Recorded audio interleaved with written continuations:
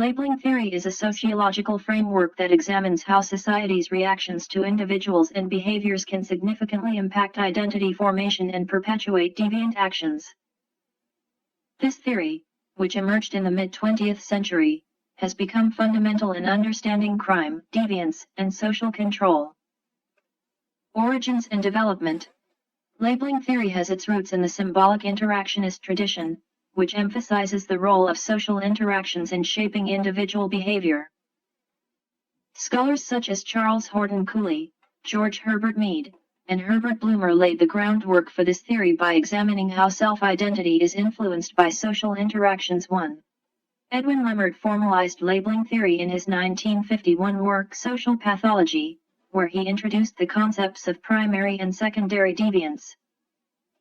Primary deviance, initial rule-breaking acts that may not result in a deviant identity. Secondary deviance occurs when societal reactions to primary deviance lead to stigmatization and the adoption of a deviant identity. 1. Key concepts.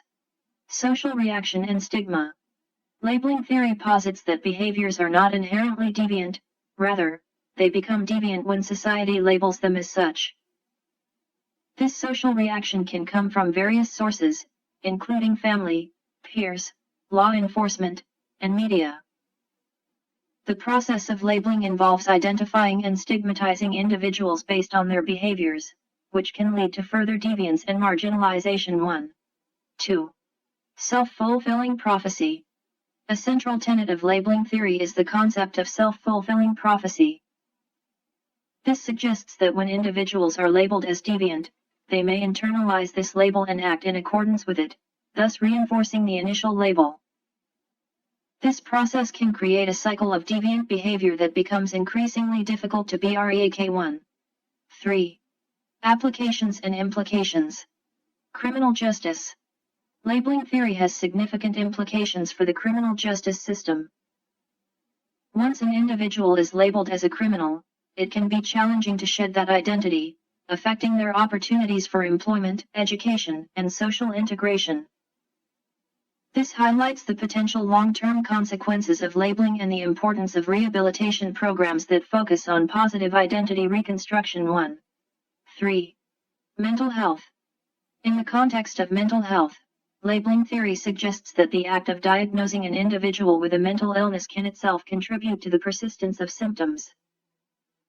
People labeled as mentally ill are often stereotyped as unpredictable, dangerous, and dependent, which can influence both their self-perception and how others treat them. 1. Sociology and deviance. In sociology, labeling theory is used to understand how society's perception and treatment of individuals can cause them to commit deviant acts. Sociologists recognize that people's opinions of others highly influence behavior, and they can use this understanding to promote positive social interactions and improve social life in society. 1. 2. Criticisms and limitations. Despite its influential status, labeling theory has faced several criticisms. It overlooks the initial causes of deviant behavior, focusing too heavily on societal reaction rather than individual agency. Not all individuals who are labeled as deviant go on to internalize or act upon that label, suggesting that the theory may oversimplify complex social processes. 1. 3. The theory has been criticized for its deterministic view of individuals in the face of official stigmatization, potentially underestimating human choice and reflexivity. 4.